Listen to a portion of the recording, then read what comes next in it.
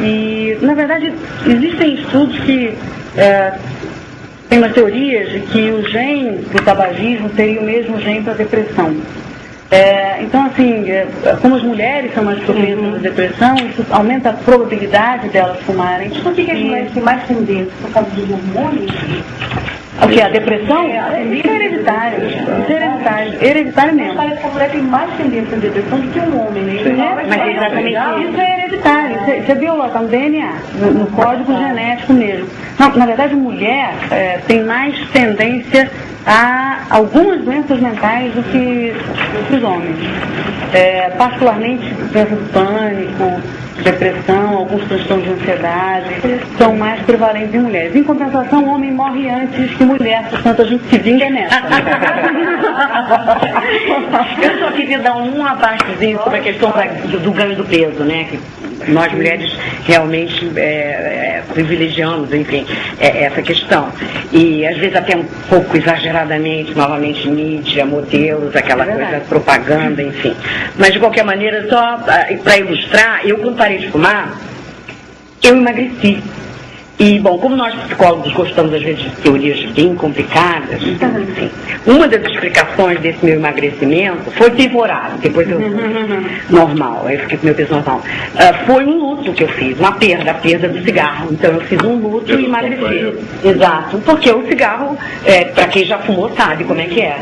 Né, um companheiro, eu me lembro quando eu parei, que às vezes eu saía de casa e dizia, meu Deus, esqueci minha identidade. Eu tinha a sensação que eu tinha esquecido a carteira de identidade. Era uma carteira de cigarro, maço de cigarro. Então é complicado. Então nem todo mundo engorda, alguns emagrecem, mas o fato é que a longo prazo a gente equilibra. Isso é o mais importante. Qual é o mínimo que a gente engorda? Vocês estão preocupados em largar o vício? O mínimo é engordar. O mínimo é emagrecer. Tem muita gente que emagrece. Eu, quando parei de fumar, emagreci. Você também? Olha, mas no modo geral, a regra geral é engordar. É o mínimo. Não é o mínimo, é a média. Eu sempre pergunto, a média é de 2 a 3 quilos. Se você usa os medicamentos e faz o tratamento. Tá? Com esses medicamentos, a média de 2 a 3 quilos que a pessoa engorda. O mínimo é 0, né? E existe, interessante como é que tudo isso está motivado pela questão estética, né? O ganho de peso, eu vou ficar uma poia, eu vou ficar isso, eu vou ficar aquilo. Agora, se você for pensar que o cigarro deixa a mulher cedendo, com dente amarelado, com ruga precoce, com isso. Então, que justificativa é essa em que a mulher não quer ganhar peso e abre mão de todas essas outras coisas, né? Então, eu costumo dizer que eu acho que se fumar é uma verdadeira safadeza com o organismo, com o ser humano. E em relação à mulher, eu não tenho nem expressão para usar, porque a mulher é a coisa mais linda que Deus criou, e o cigarro simplesmente acaba com a questão, inclusive estética. Eu não estou nem falando dos malefícios mais graves da saúde, eu estou falando das questões estéticas. Então, ainda que alguém use como argumento o ganho de peso, eu não quero ganhar peso, se você for colocar numa balança, eu acho que o ganho de 2, 3 quilos, um ganho limitado, está mais do que um lucro. Nossa. Mas eu queria dar uma guinadinha, dizer o seguinte, na experiência que a gente tem com as pessoas quando param de fumar, sejam mulheres, sejam homens, mas vamos enfatizar no caso das mulheres, o sentimento que elas têm de vitória, de conquista, é algo tão extraordinário, é algo tão assim, existem poucas conquistas que um ser humano pode conquistar, pode alcançar, quanto a ficar livre da nicotina, por seus próprios meios, pelo seu próprio desejo, pela sua própria vontade, independente de ter ou não uma doença já instalada. Quer dizer, quando ele consegue vencer esse desafio, a conquista é uma coisa tão assim, a descrição que as pessoas fazem de como elas se sentiram, como a autoestima delas cresceu, como elas estão se sentindo mais poderosas e vitoriosas.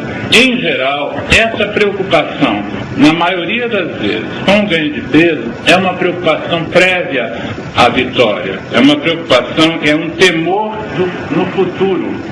Quando as pessoas param de fumar mesmo, a grande maioria das mulheres que mesmo que ganham peso, elas estão tão fortalecidas que elas têm mais energia para posteriormente perder esse peso, seja por intermédio de Seja fechando a boca, seja correndo, nadando, subindo montanha, varrendo a casa com mais força, a pessoa se sente exatamente com a respiração mais livre e com mais potência. Então, isso é uma experiência assim que a gente vê todo dia.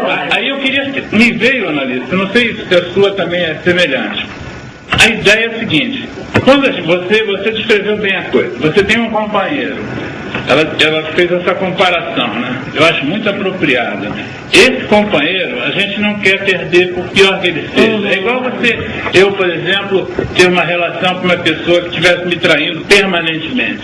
Todos dissessem que ela não é uma boa pessoa, que ela está me fazendo mal, que ela me desrespeita, que ela vai me enlouquecer, vai fazer eu me matar, mas eu quero continuar com essa pessoa, porque eu estou ligado a ela, escravo dessa pessoa.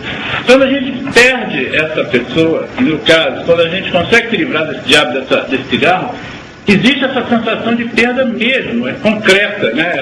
É uma coisa palpável. Quase todas as pessoas se referem a esse processo como uma perda.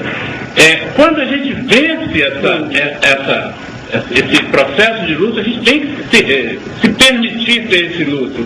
Mas, em geral, acontecem outros ganhos que vão substituir essa perda. Em geral, do mesmo jeito que acontece com a gente, quando a gente fica sem uma pessoa que a gente gostava, acontece também com o cigarro. Cada um vai ganhar uma coisa. Eu conheço gente que já entrou para coral, conheço gente que virou atleta, virou maratonista depois que parou de fumar, porque começou a correr para não engordar e gostou tanto.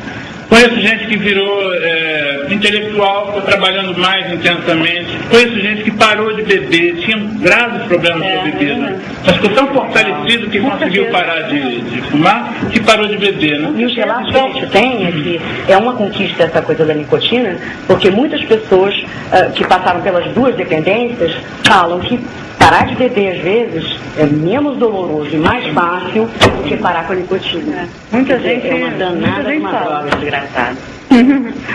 Olha, eu vi muitas pessoas falarem assim: nossa, eu não vou largar o cigarro por medo da abstinência, né?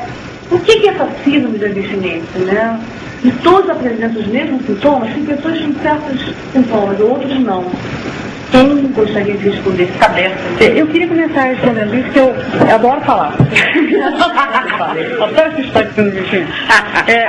Assim, eu vou tentar ser esquemática, mas eu acho muito interessante. Isso é verdadeiro para tudo quanto é droga, tá? Sim. O corpo da gente, ele tende a querer funcionar num estado de equilíbrio. Sempre. Ele se prepara para isso, para funcionar numa homeostase, num equilíbrio. Quando você começa a oferecer droga, no caso a nicotina, o cérebro da gente, ele tem assim uns receptores já, que são os receptores aos quais a nicotina se liga no cérebro. E aí, quando ela se liga lá, nesses receptores, ela exerce o efeito dela. Então, assim, a primeira vez que uma pessoa fuma, qualquer pessoa que já fumou vai saber disso, e até os que não fumaram sabem disso também, ela se sente tonta, meio nauseada, acha um pouco desagradável. Porque a nicotina vai lá e preenche aqueles receptores que tem lá, um número pequenininho. Na medida em que a pessoa insiste, o cérebro vai criando novos receptores para a nicotina. Aumenta o número daqueles receptores que são como se fossem moléculazinhas para receber a nicotina, para a nicotina fazer o efeito dela. Quando aumenta esse número de receptores, o nome disso é tolerância, a pessoa começa a tolerar melhor esses efeitos ruins da nicotina. Enjoo, a tonteira. Então, para isso. E aí a pessoa começa a sentir as coisas boas da nicotina. Começa a ver que aumenta um estado de alerta, que ajuda a lidar com a raiva, que diminui um pouco a ansiedade. E aí que ela começa a achar gostoso aquele negócio. E aí insiste. E na medida em que ela vai insistindo mais, aumenta mais ainda o número de receptores para a nicotina. Até que chega lá uma pessoa que começou a fumar aos 13 anos de idade e está lá com 50 anos de idade fumando 2 maços de cigarro por dia.